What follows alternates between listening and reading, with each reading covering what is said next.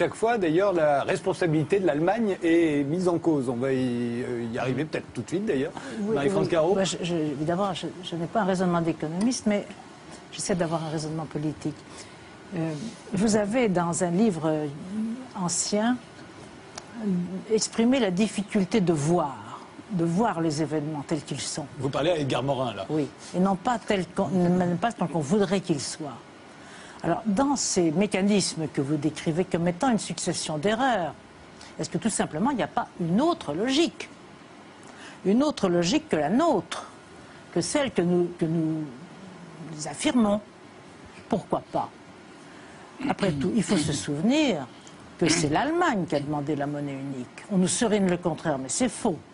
C'est le chancelier Kohl qui, au moment de la réunification, a écrit d'ailleurs une lettre à François Mitterrand, qui était président du Conseil européen, pour lui demander à le voir avant le sommet de Dublin, parce qu'il avait besoin de l'union politique et monétaire le plus rapidement possible pour des raisons de politique intérieure.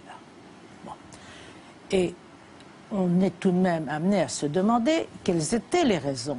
Si on considère l'histoire ancienne et récente de l'Allemagne, par rapport à celle de la France, on voit bien nous sommes dans des situations parfaitement dissymétriques. La France est un État constitué depuis 10 siècles, l'Allemagne n'a pas eu d'État entre Otton Ier et Bismarck. Et les Reich n'ayant pas très bien réussi, on peut considérer que les Allemands souhaitent constituer un État dans la paix, sans guerre. Et pour constituer un État dans la paix, sans guerre, il faut qu'ils arrivent à faire une structure plurielle, car l'Allemagne est plurielle. Entre la Prusse, la Bavière, les Pyrénées, il y a des différences beaucoup plus lourdes qu'entre les provinces françaises.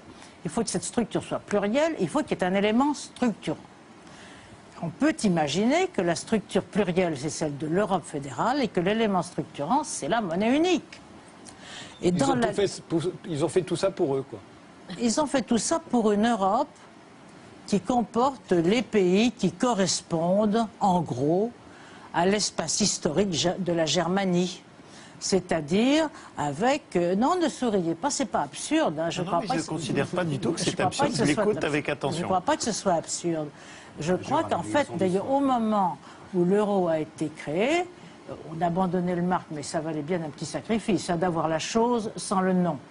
C'était une monnaie qui s'appliquait à cette Europe-là. C'est le ministre des Finances allemand qui avait dit « Ah non, pas les pays du Club Med ». Signe que l'euro était construit pour une Allemagne comportant l'Allemagne, la France, les pays du Benelux et les pays d'Allemagne centrale, bien évidemment. Ils étaient prévus dans la même conversation avec François Mitterrand que celle qui portait sur la monnaie unique, les relations avec les pays d'Europe centrale. C'est, je crois, M. Prodi, qui a été un détestable président de la Commission, mais un excellent président du Conseil à l'époque, qui a fait rentrer l'Italie à coup de pied dans le derrière dans l'euro, en remplissant les conditions, parce qu'il savait bien, lui aussi, qui connaît l'histoire manifestement, que l'Italie, si elle ne rentrait pas dans l'euro, elle se couperait en deux. Comme elle l'avait fait au temps très ancien des partages de l'Empire de Charlemagne. La partie du nord allait vers le nord et la partie du sud, avec Répouille, restait vers le sud. Et c'est ainsi que les pays du Club Med sont rentrés dans l'euro. Mais l'euro n'était pas fait pour conçu avec les pays du Club Med. Alors la position de l'Allemagne, elle est maintenant très... Si cette idée, que je schématise abusivement, bien entendu, pour la rapidité de la conversation, mais si par hasard cette idée, qui est plausible, correspond à un schéma allemand, alors il ne faut pas s'étonner de ce qui se passe. L'Allemagne n'a pas intention de payer ad vitam aeternam les déficits des pays qui n'ont aucune solidarité politique, régionale avec elle. D'autant que ceci se passe, ce qui n'était pas prévu tout à fait, en tout cas de cette manière-là, au moment de la réunification allemande et du choix de ce système, à un moment où le basculement vers l'Asie est vraiment patent, visible, criant, massif, et où par conséquent l'Allemagne retrouve son tropisme historique vers l'Est. Enfin, ça se passe sous nos yeux. La réunion avec l'Allemagne, la Pologne et la Russie s'est faite à Paris la semaine dernière, où il y a 15 jours. On a fait l'hôtel. Bon. Et par conséquent, c'est une politique qui est une politique germanique classique. Ça ne veut pas dire qu'elle ne veut pas que la France soit dans cette Europe-là. Bien sûr que si elle le veut, mais elle n'a pas du tout envie des pays du Club Med. Par conséquent, le problème pour elle difficile, je ne sais pas, pourrait être de garder ces pays sans se montrer trop sauvage, trouver des mécanismes qui amènent à terme à des limitations de capacité pour les pays en question. Vous évoquiez tout à l'heure la privation des droits, etc. Et éventuellement des sorties dans des moments moins catastrophiques de crise. Car effectivement, il n'y a pas simplement le problème, je ne suis pas économiste, mais il n'y a pas simplement le problème de l'euro, il y a le problème du dollar qui est derrière, et donc le problème des Chinois. Parce que si j'ai bien compris, le président Obama, c'est quand même lui qui a téléphoné aussi bien pour la Grèce que pour l'Irlande, pour demander qu'on fasse vite, afin qu'il n'y ait pas une crise qui se répercute sur le dollar. Autrement dit, nous sommes devant une opération énorme, gigantesque, massive, dans laquelle, je crois, nous aurions intérêt. Moi, j'évoque cette éventualité parce qu'elle me paraît correspondre aux faits que j'ai connus et que j'ai bien regardé à ce moment-là. Mais j'avoue que nous n'avons pas vu tout.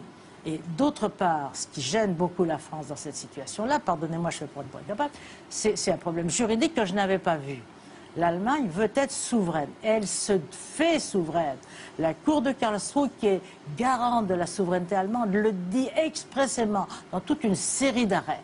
Et pendant ce temps-là, nous, comme des imbéciles, il n'y a pas d'autre mot, nous avons aliéné notre souveraineté dans les traités européens. Mais pourquoi l'avons-nous aliénée? L'Allemagne combine bien les traités européens avec l'affirmation de sa souveraineté. Pourquoi nous sommes assez stupides pour aliéner notre souveraineté dans les traités européens? Véritablement, c'est incompréhensible. Ce n'est pas la peine d'être le pays le plus intelligent du monde pour se conduire d'une manière aussi bête.